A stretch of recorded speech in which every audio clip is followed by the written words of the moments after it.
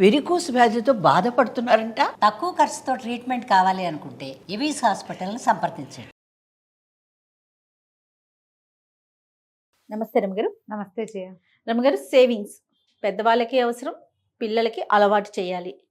పెద్దవాళ్ళని చేస్తే పిల్లలు చేస్తారంటారు కదా, ఎలా అలవాటు చేయాలి, మనం ఎలా సేవ్ చేయాలి? ఇన్ని చేసామో సేవింగ్ వీడియో చాలా చేసాం, అయినా మీరు మళ్ళీ చెప్పాల్సిందే రమగారు, కొత్త పాయింట్స్ చెప్పండి. రోజుకి 5 రూపాయలు చొప్పున దాచుకోండి అని చెప్పాం. పిల్లల్లో సేవింగ్స్ అంటే జయ, పిల్లలకి ఇది నాది, ఇది నాకే అలాంటి భావాలు రేకెత్తించాలి మనం. అప్పుడప్పుడు అది కొంచెం మిస్ఫైర్ అవుతుంటాయి. ఎవరైనా పిల్లలు పెద్దవాళ్ళు మన ఇంటికి వస్తారా, ఏ కజిన్సో, పిల్లాడికి 500 100 ఇచ్చారనుకో, వాడు నేను అది కొనుక్కుంటా ఇది కొనుక్కుంటా అంటే బయటకు వెళ్ళినప్పుడల్లా నా డబ్బుల్లోదేనా అని అడుగుతూ ఉంటారు పిల్లలు. అవును, నా 100 రూపీస్లోదే, నా డబ్బులే, నేనే అని, నావి అని ఆ సొంత మనతో అన్ని కొనిపించేస్తుంటారు. వాడి 100 రూపాయల్లోంచి 30 రూపాయలు కూడా వాడు మనకి ఇవ్వరు. వాడి 100, వాడి డబ్బులు, వాడి జాగ్రత్త, వాడే కొనుక్కోవటం, వాడే దాచుకోవటం. ఇది అలవాటు చేస్తే మంచిదే. కాకపోతే అప్పుడప్పుడు వాడు షేర్ చేయాలి కూడా.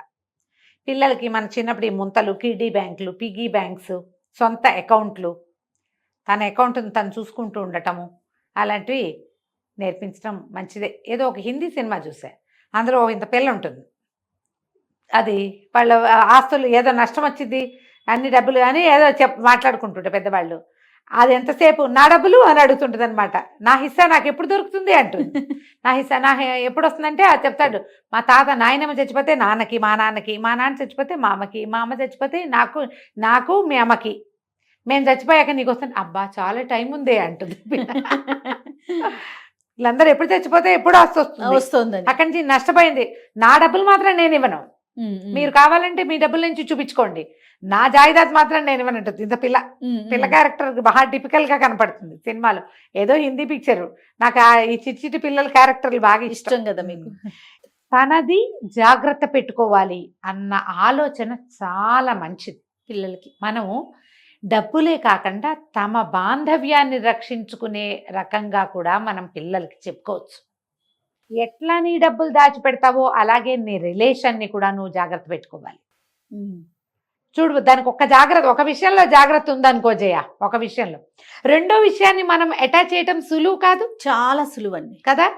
ఏ రాయటం వచ్చిన వాళ్ళకి కే రాయటం ఈజీగా నేర్పించవచ్చు మనం, అంతేనా? చాలా అసలు కదా. ఇది ఈ పాయింట్ పట్టుకోండి దయచేసి.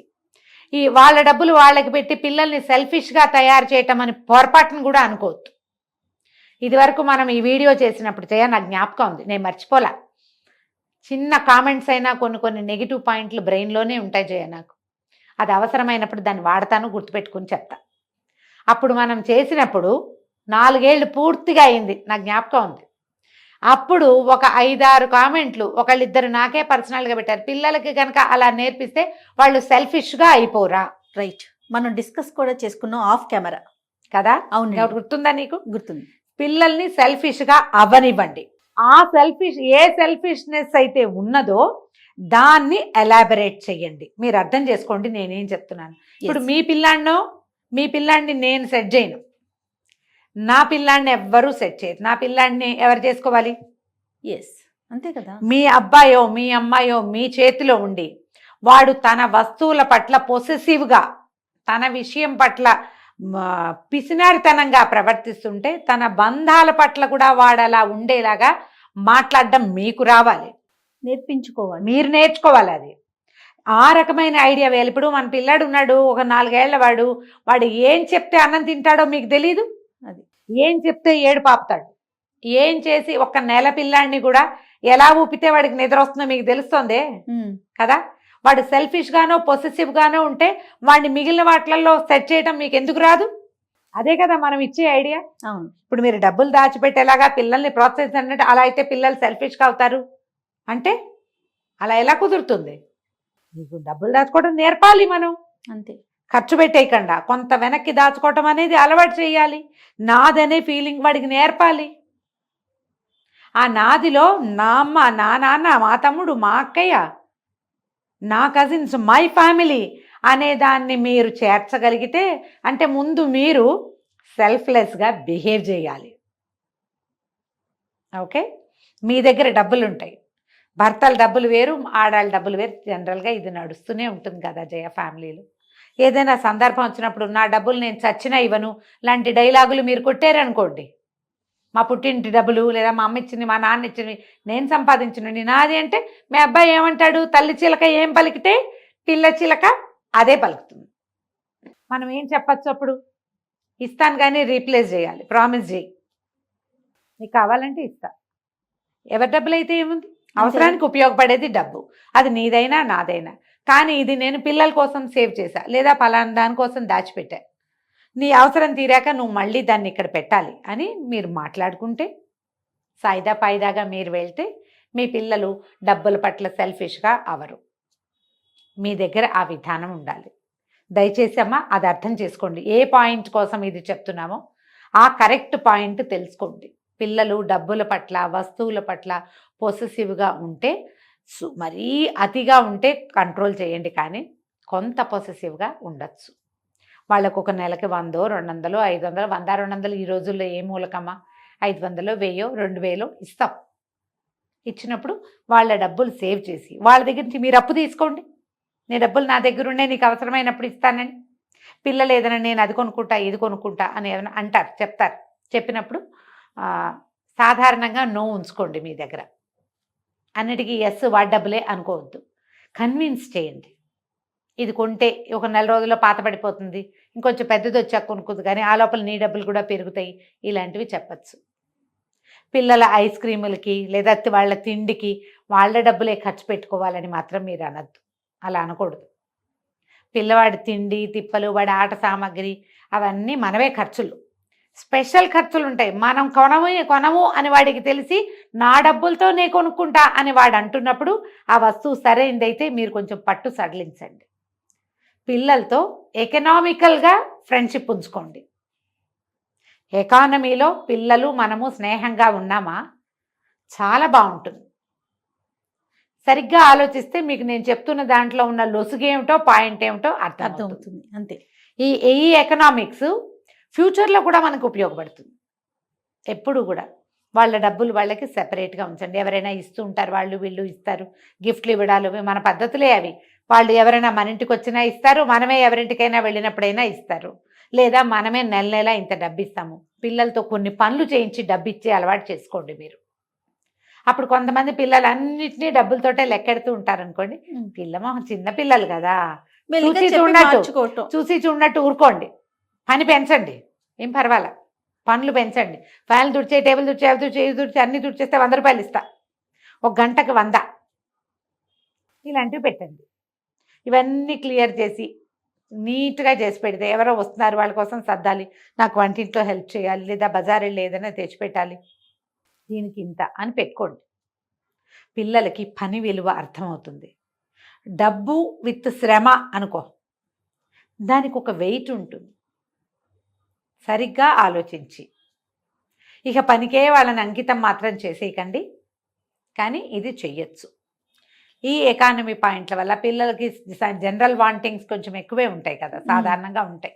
మనకు మరీ ఒకళ్ళు ఇద్దరే పిల్లలు కదా, ఈ వాంటింగ్స్ ఉన్నప్పుడు ప్రతిదానికి ఎస్ ఎస్ ఎస్ వెళ్ళద్దు. అలాగని నో నో నో నో కూడా వెళ్ళకండి. ఓ రెండిటికి ఎస్ చెప్తే ఒక 3-4టికి నోలు చెప్తూ ఉండండి. 4-5 నోలు చెప్పాల్సిన అవసరమే వచ్చిందనుకోండి, వాళ్ళు అడగకుండానే ఎస్కి రెడీగా ఉండండి. మీరు అంటే మిమ్మల్ని కరెక్ట్గా పిల్లలు ఎస్ఎస్ చేసేసేలాంటి స్థితిలోకి మీరు ఉండద్దు. ఏ స్థితిలో ఉన్నప్పుడు అమ్మ ఒప్పేసుకుంటుందో వాడికి అర్థమైపోతే అప్పుడు మిమ్మల్ని ఆ స్థితిలో పెట్టి వాడు ఎస్ చెప్పించేస్తుంటారు. కొంచెం ప్లాన్డ్గా మీరు తెలివిగా ఉంటే పిల్లల్ని ఫైనాన్షియల్ థింగ్స్లో సరిగ్గా ఉంచగలుగుతారు. ఇది ఇప్పుడు మనం చిన్నప్పుడు ఒక 5-6 ఏళ్ల వయసు నుంచి వాడికి 12-14 దాకా ఈ స్ట్రాటజీ మనం మెయింటైన్ చేస్తే, వాడి 14 నుంచి 19-20 దాకా వాడిని తనని తాను కరెక్ట్గా చేసుకోగలుగుతాడు. అప్పుడు ఎక్కువ ఖర్చు పెట్టే వయసు, సరదాలు పెరిగిపోతాయి, ఫ్రెండ్స్ వస్తారు, సర్కిల్ పెరుగుతుంది, పార్టీలు. ఒక ఫ్రెండ్ వాళ్ళ అమ్మాయి ఉంది, ఇప్పుడు సంగతి కాదు ఇది, ఒక 15 ఏళ్ల క్రితం అనుకో, ఎప్పుడు పార్టీలు వాటికి వెళ్తుండేవాళ్ళు. దాని తెలివి చూసి ఆశ్చర్యపోయాను నేను. తెలుగు వాళ్ళు కాదు, వాళ్ళు కొంచెం నార్త్ ఇండియా వైపు. ఎప్పుడు మనమే ఎందుకు ఇస్తామంటే పార్టీ ప్రతిసారి ఏడి వీడి ఎవరి డబ్బులు వారి డబ్బులే అంటే మరి తిండే అది కూడా అంతే. పెద్ద పెద్ద ప్లేసులకు వెళ్ళినా 100 ఇప్పుడు పిల్లలంతా తెలివి మీరేరు, అందరు అలాగే తలా ఒక 100-200 వేసుకుంటారు. ప్రతిసారి ఇట ఒక పర్సు పెట్టుకుని వాళ్ళు 8 మందో 9 మందో ఫ్రెండ్స్ బ్యాగుల్లో చిల్లర మిగిలితే ఆ పర్సులోనే వేస్తారట. ఆ పర్సు బాగా రిలయబుల్, ఒకే ఒక్క సనాతని ఫ్రెండ్ ఉందిట, అది బంగారు తల్లి, ఒకళ్ళ రూపాయి తీసుకోదు, అది చచ్చిన అబద్ధం చెప్పదు. పార్టీలు కూడా నిజమే చెప్తుంది. దాన్ని నమ్మి ఆ పర్సు దాని దగ్గర పెడతారనమాట. ఏదైనా తినాలనిపిస్తే పర్సు బోర్లు ఇచ్చడం అందులోనే లెక్క పెట్టుకుని తినేస్తారు. మళ్ళీ అందరూ వేస్తూ ఉంటారు. ఎప్పటి సంగతో జయ ఇది? 17-18 ఏళ్ల క్రితం సనాతని ఫ్రెండ్ అంటుందన్నమాట అని చెప్పింది నాకు. మేము ఏ పార్టీలు అయినా అంతే, ఎవరైనా డబ్బులు ఇస్తే అందులో నుంచి పార్టీల కోసమని కొంచెం డబ్బులు తీసి పక్కన పెట్టుకుంటాం. ఆడపిల్లలకి ఈ ప్లానింగ్ భలే ఉంటుంది జయ. ఇప్పటికీ నువ్వు కూడా ఒప్పుకుంటావు కదా. మగ పిల్లలకి ఈ ప్లానింగ్ ఉండదు. డబ్బులు ఉంటే అన్ని వాడేస్తారు, మొత్తం జేబులు ఖాళీ చేసి నా దగ్గర ఏం లేవంటారు. 1000-2000 వేస్తే 2000 తినేస్తారు, మొత్తం తినేస్తారు. ప్లానింగ్ ఉన్న మగపిల్లలు కొంచెం తక్కువ ఉంటారు. ఆడ మగ తేడా చూపిస్తున్నాను అనుకోకండమ్మా, నా కొడుకులే ఉన్నారుగా, నాకు తెలుసు సంగతి. వాడేస్తారు మొత్తం. పిల్లలకి అయితే నువ్వు వాడేసావు కాబట్టి ఇంకోసారి నన్ను అడగద్దు, సరే ఈసారి 100తోటే సర్దుకుంటా అనేలాగా చేయండి. ప్రతిసారి 2000-3000 ఇవ్వాలంటే ఎక్కడిస్తాం? అదే కదా, పైగా తిండికే మొత్తానికి అయిపోతుంది. ప్లాన్డ్గా కనుక మీరు 5-6 ఏళ్ల వయసు నుంచి వాడి డబ్బులు, వాడి ప్లానింగు, వాడికి కావాల్సినవి, వాడికి అక్కర్లేనివి, వాడి ముందు మీరు మాట్లాడే మాటలు, ఇవి కనుక సరిగ్గా చేసుకున్నారంటే తర్వాత జీవితం పర్ఫెక్ట్గా వెళ్తుంది. అంతే అంతే కదా. చాలా బాగుంది రమ్మ గారు, చాలా మంచి మంచి విషయాలు చెప్పారు. నమస్తే అండి. నమస్తే జయ.